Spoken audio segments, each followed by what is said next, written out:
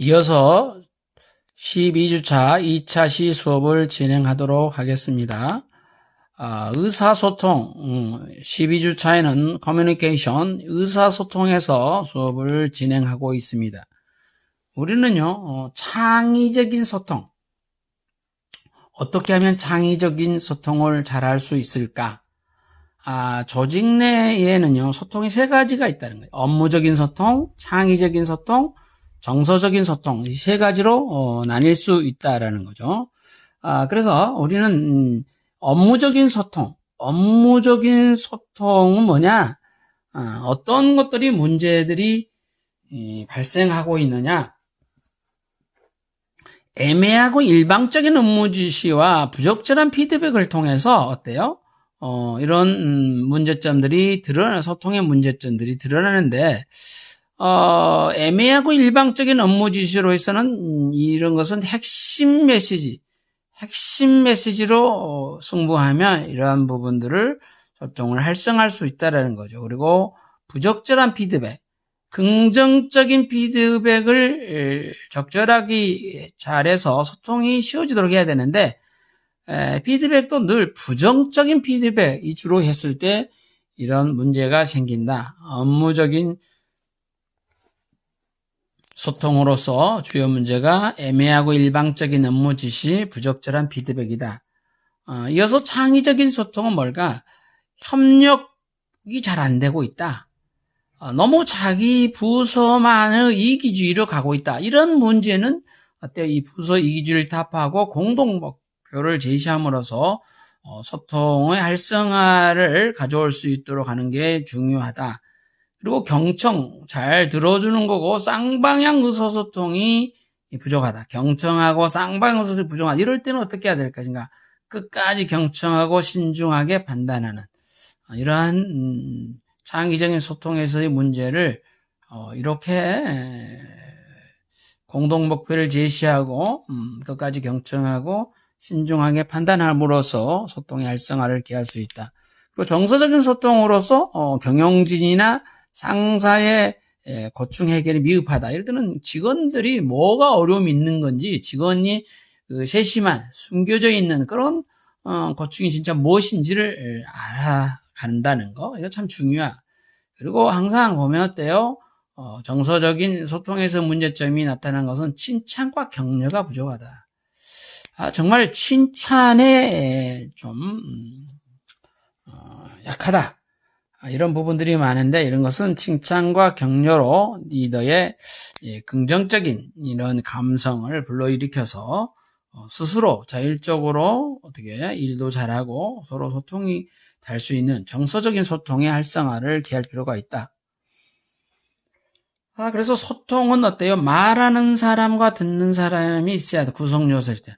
그리고 소통은요, 서로 마주 보면서 얘기한다는 거. 이 몸도 마찬가지죠. 눈도 서로 마주 보면서 하는 거. 이게 진정한 소통이다 라고 말씀드릴 수가 있겠습니다. 그래서 서로를 향한 바라보면서 소통이 이루어진다. 그리고 우리 한국 기업에 대해 소통을 가로막는 벽이 뭘까? 소통을 막고 있는 두꺼운 벽은 뭘까라고 삼성경제연구소에서 이 갤럽 스킬은 하는 갤럽 조사한 결과가 나와 있는데요. 이 상명하복, 위에서 명령하니까 밑에서는 그대로 명령을 따르는 상명하복식의 이게 문화가 소통을 각오로 막고 있다. 모든 게 위에서 결정해서 밑에는 따르는 식의 이게 질서, 이런 문화가 소통을 가로막는 가장 높은 32.3%를 차지하고 있었다. 그리고 개인이나 부서에서 자기 이익만을 추구하는 부서 이기주의, 이것이 이어서 32.1%, 그리고 지나친 단기간의 성과만을 생각하는 단기간의 성과를 강조하는 게 31점. 이런 단기간의 성과를 하는 과정에서 직원들이 얼마나 힘들고 또 소통의 부재현상이 드러난다는 거죠. 그리고 직원에 대해서 관심이 없어요. 그리고 이해와 배려하려고 하지 않는 거. 이것도 소통을 가로막는 벽에 23.7%를 차지하고 있다. 그리고 업무량이 너무 많다. 적당한 업무량을 줘야 되는데 이분들한테 가중한 업무라고 해서 이 시간적인 여유가 없도록 함으로써 다른 사람과 이렇게 소통할 수 있는 기회를 빼앗는 거죠. 이게 18.5%. 그리고 경영진의 소통에 대한 관심 부족이 원래 없다. 관심이 부족. 이게 17.8%. 그리고 실패를 인정하지 않는 경직된 조직 분위기. 우리는요, 이 성공은요, 실패의 연속이라고 그랬거든요. 그런데 한 번의 실패를 어때요? 모든 게 그 사람을 평가해버리는. 한 번의 실패를 또, 인정해주고, 용서해주고, 이해해주는 그렇지 않기 때문에 어때요? 경직된 분위기를 조장하게 된다는 거. 이게 16.0%인데요. 그리고 소통 채널이 부족하고 복잡한 보고 체계. 이게 기업에 있어서 소통을 가로막는 벽이다라고 이해하셨으면 좋겠고요. 의사소통의 기술로서 우리는 말하는 사람과 듣는 사람은 어떻게 할까? 말하는 사람은요, 사람들의 이름을 잘 기억한다는 거 참 중요하죠. 그리고 듣는 사람은요, 말하는 것을 늘 멈추고 들어주는 거. 그리고 상대방이 잘못했을 때도 인정해주고, 그리고 듣는 입장에서는 동시에 말하는 것을 삼가하고요. 상대방의 흥미, 어떤 게 관심사인가, 이거를 가지고, 상대방의 관심 있는 그 단어를, 키워드를 끌어서 말하는 거. 이게 의사소통 기술 스킬이다. 그리고 듣는 입장에서 말하고 있는 사람과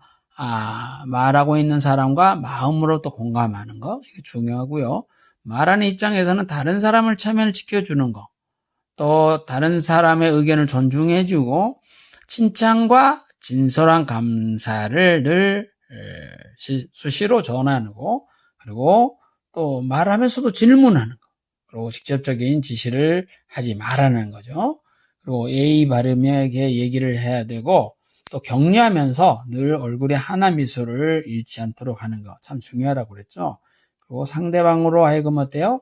자신이 중요하다고 느끼게. 상대방으로 하여금 그러니까 상대방이 중요하다고 그런 부분들을 인정해주면서 얘기해야 돼, 말하는 입장에서. 그리고 비언어적인 태도에도 응대할. 말하는 사람은 상대방이 어떤 태도로 비언어적인 태도로 하냐에 따라서 내가 또 즉각 반응을 하면서 대응해 주는 거 중요하다. 비언어적인 행동에 대해서. 만약에 상대방이 힘듦이 있어서 오랫동안 회의를 가정해서 말하는 대화를 나누는 과정에서 힘들어하고 눈꺼풀이 좀 이렇게 깜빡거리고 있을 때 어때요? 상대방 이렇게 어제 잠을 좀 잘못 잤는지 한번 질문도 해보고 관심을 가져주는 거, 비언어적인 행동에도 민감하게 응대해주는 거, 이거 진정한 의사소통을 할 수 있는 기술이기도 하다라는 거죠. 그리고 정보를 위한 요구를 수용해주는 거. 그리고 듣는 입장에서는 가로막거나 중단시키지 말고 늘 흥미를 보여주는 거고, 무엇을 말하는지 집중하고, 가정없이 결론으로 뛰어넘지 말고 항상 나의 감정을 잘 컨트롤 하면서 무엇을 말하지 않았는지를 듣고 또 질문해 주는 거, 이게 참 중요하다. 그래서 말하는 입장과 듣는 입장의 소통의 기술에 대해서 언급을 해봤습니다. 이제 한 사례를 좀 살펴보도록 하겠습니다. 김주환 씨가 통해야 산다는 소통의 기술에서 좀 정리를 해봤는데요. 우리는 이 소통의 기초 체력은 긍정적인 정서에 있다. 이게 의사들의 오진율을 낮추는 거에 대해서 한번 실험을 한 결과가 나와 있는데요. 앨리스 아이센 교수, 코넬 대학의 앨리스 아이센 교수는요, 헨리포드 병원 의사 대상으로 실험을 해봤어요. 간 질환자에 대한 진단 테스트 중, 간 질환에 대한 진단 테스트 중 일부 의사에게 대상자들이 사탕을 선물했어요. 그런데 이 의사는 어때요? 고작 사탕 하나 받았는데 이들에 대한 태도가 달랐고 또 오진율도 감소했다는 거죠. 특히 이때요, 스스로에 대한 자부심과 환자에 대해 배려심. 그래서 내가 누군가한테 관심과 사랑을 받고 있다, 이 사탕 하나로 인해서 자부심을 갖게 되고, 또 사탕 하나 받았는데 환자에 대한 배려가 그 어느 때보다 높았다, 수준이 향상됐다. 즉 긍정적 정서는요, 인간관계를 맺는 능력을 향상시켜준다라는 거죠. 그래서 이 간 질환된 테스트 중에 환자들이 의사에게 사탕 하나 줬는데 이렇게 많은 변화가 있다. 즉 말해서 긍정적 정서는 인간관계 맺는 능력을 향상시켜준다라고 보면 되겠어요. 근데 반면에 사탕 하나를 선물 받은 의사들은요, 사탕을 받지 않는 의사들에 비해서 오진율이 낮았다는 거죠. 참 그렇죠. 우리는 작은 것에 속상한단 말이 있죠. 그런 것처럼 사탕 하나라는 이 긍정적인 정서가 의사들의 스스로에 대한 자부심과 환자들에 대한 배려에 좋은 영향을 미쳤다는 것을 볼 수가 있어요.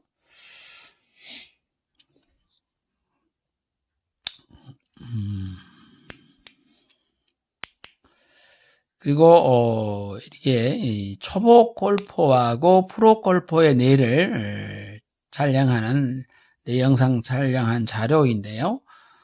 초보 골퍼의 뇌는 이렇게 생겼다는 거죠. 그러나 프로 골퍼의 뇌는 이렇게 돼 있다는 거죠. 즉 말해서 프로 골퍼는 어때요? 스윙할 때 반복된 곳에 훈련에 의해서 특정 뇌만 활동하게 된다는 거죠. 그런데 반면에 이 초보 골퍼는 어때요? 많은 부분들이 산만이 돼 있죠. 이거지. 그래서 우리가 프로 골퍼는 스윙할 때 집중적으로 반복된 한 곳을 집중적으로 이렇게 스윙을 하기 때문에 특정 뇌만 활동하고 여기만 발달하게 된다라는 것을 볼 수 있어요. 그래서 훈련을 어떻게 하느냐에 따라서 이렇게 또 상태가 달라진다. 누가 더 호감과 누가 더 신뢰를 얻을 수 있을까? 이에 대해서도 조사를 해봤어요. 즉 말해서 어떤 사람이 가시형 교수냐, 어떤 사람이 겸손형 교수냐라고 했는데, 학생들은요, 첫 수업에서 과시형, 난 이렇다. 교수의 디테일한 부분에 대한 사항까지 얘기하는 가시형 교수에게 더 높은 호감과 신뢰를 부여했다. 그래서 전문 직종이나 처음 보는 사이에는요, 적당한 가시가 효과적이다. 이런 결과가 나왔고요. 그런데 어때요? 가까운 사람이라면, 늘 보는 사람이라면 어때요? 가시보다는 겸손이 필요하다라는 것을 기억했으면 좋겠어요. 그래서 보면 친한 친구 관계에서는 겸손한 모습이 더 높은 신뢰와 호감을, 적당한 가시와 적당한 겸손 사이의 균형이 신뢰 형성에 필요하다는 것을 볼 수가 있겠습니다. 그리고 타인 지향인과 자기 지향의 균형이 필요하다라고 볼 수 있는데요. 여러분 그 볼펜을 이렇게 이빨에 물고 있을 때하고 이렇게 입에 넣었을 때 어떤 차이가 발생하는가를 볼 수 있어요. 그래서 얼굴 표정과 내 반응은요, 얼굴 표정을 바꾼 것만으로도 뇌가 반응이 변하고 있다. 즉 어때요? 표정을 바꾸니까 스스로의 정서까지도 변화한다라고 볼 수 있어요. 그래서 얼굴 표정과 뇌 반응, 얼굴에는 약 한 40여 개의 신경 조직이 있는데 이거는요, 뇌에 직접 연결돼 있는데 볼펜을 사진처럼 물어보면 그 표정의 행복과 우울한 감정이, 행복한 상태, 우울한 감정이 뇌로 전달된다라는 거죠. 그래서 우리는 공감의 출발점은 표정이다. 그래서 우리는 소통하기 위해서 사람과 만날 내가 어떤 표정으로 어떤 게 공감대를 형성하기 위해서 내가 어떤 이미지, 표정으로 가야 되는가 아주 중요하다. 그리고 타인을 이해하는 지름길로도 나름대로 표정 흉내내기, 이거를 공감적 경청이라고도 하는데, 경청은요 소통 능력의 핵심이라 했겠죠. 그래서 상대방의 표정을 흉내내면서 경청하게 되면 상대의 정서를 이해하고 호응하는데 효과적이다 라고 볼 수가 있겠습니다. 그래서 때로는 표정을 따라 해보는 거, 대화 중에 어때요? 상대방의 생각을 제대로 이해하려면 표정을 한번 흉내내보는 거, 이것도 공감적인 경청에 해당이 된다. 아까 얘기했지만 우리는 언어적인 커뮤니케이션과 비언어적인 커뮤니케이션 두 가지로 나뉘어진다 그랬죠. 그래서 비언어적인 이 커뮤니케이션에 있어서의 대면 의사소통 기본 세 가지가 있다.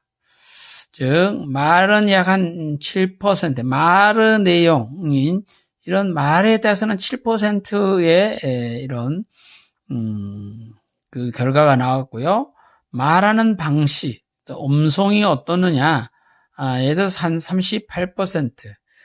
그런데 얼굴 표정에 따라서 비언어적인 행동인 얼굴 표정을 어떻게 하느냐에 따라서 55%의 효과가 있었다는 거죠. 이것이 메라비언의 법칙이기도 하죠. 그래서 말의 내용, 비언어적인 메시지의 상대적 중요성에 대한 실험은 어때요? 감정이나 태도의 커뮤니케이션으로부터 파생되고 있다라고 볼 수가 있겠습니다. 그래서 우리는 의사소통에 있어서 말의 내용은 미미하다, 7%밖에 되지 않는다.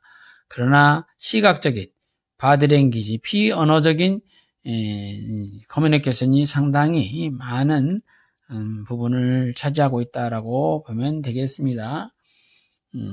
그리고 내용과 관계의 균형, 소통의 두 기능이라고 볼 수 있는데 내용이냐 관계냐, 소통에서 즉 말해서 교수가 조교에게 복사를 지시했어. 이 자료 좀 복사해 오라고 지시를 했다 했을 때 내용 측면에서는 조교가 복사해 오는 거고, 관계는 뭐예요?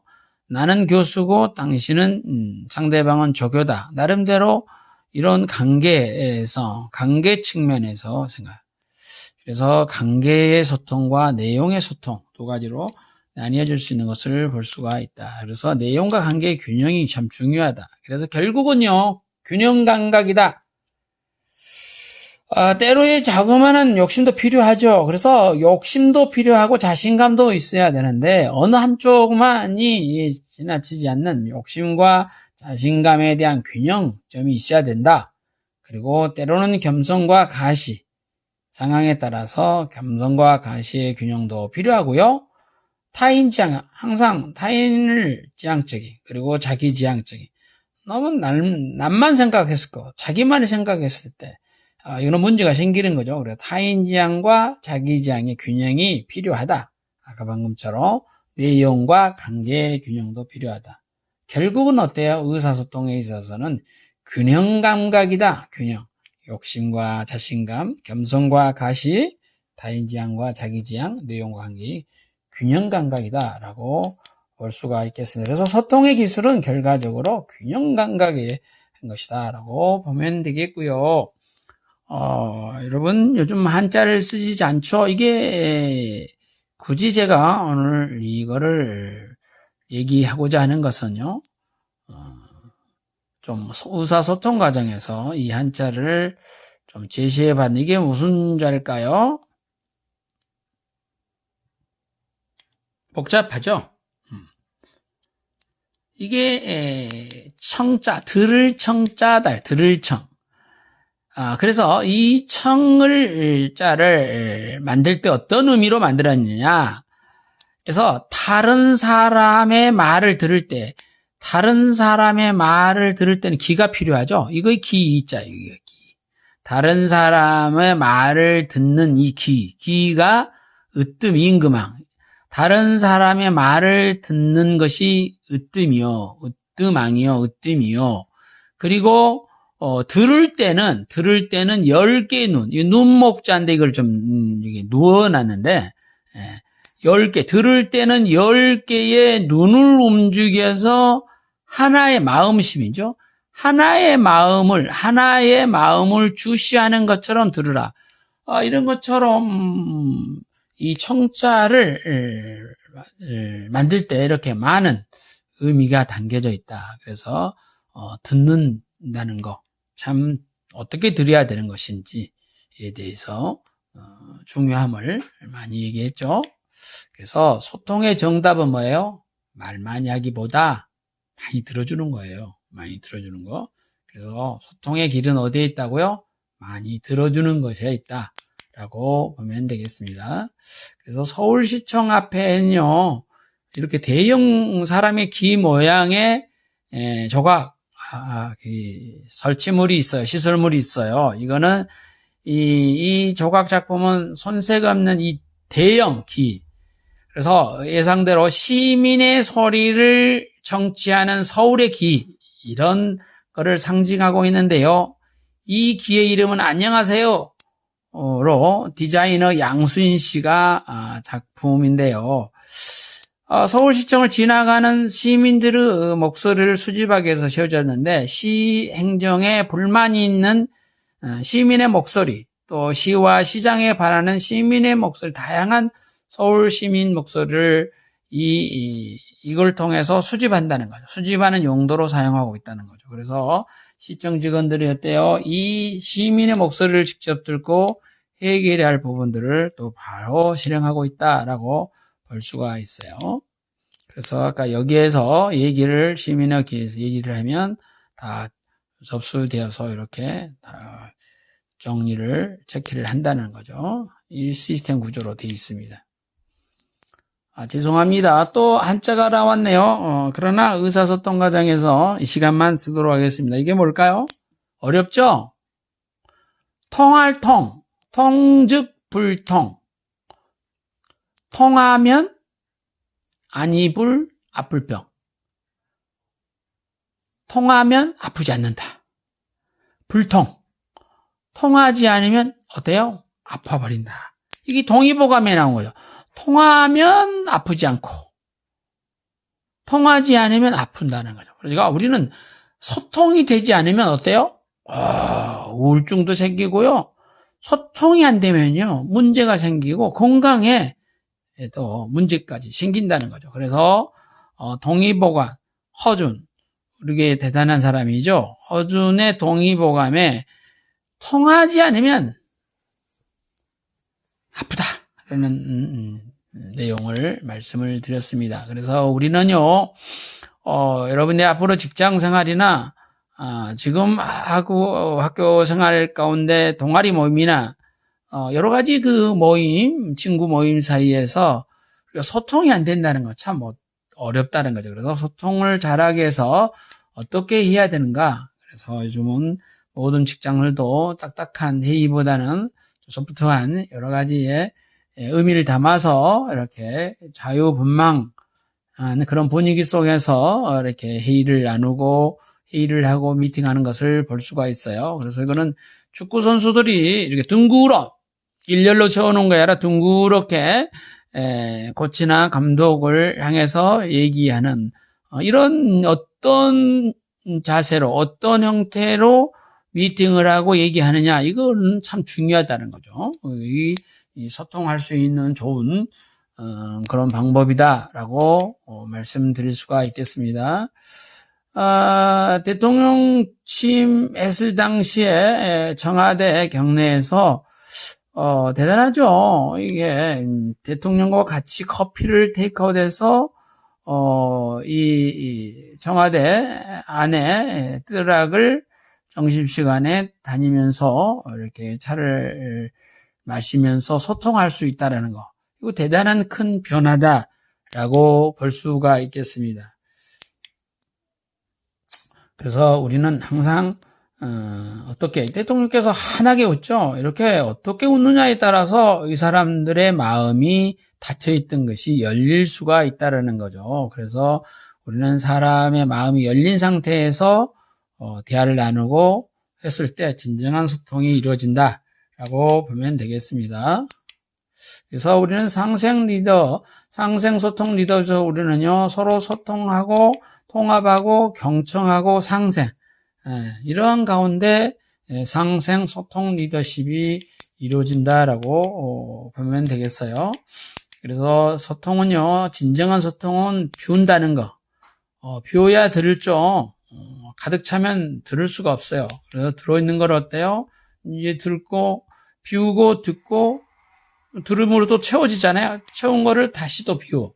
이게 이제 상생 소통 리더십이다 라고 보면 되겠습니다. 오늘 둘째 시간 수업은 여기서 마치도록 하겠습니다.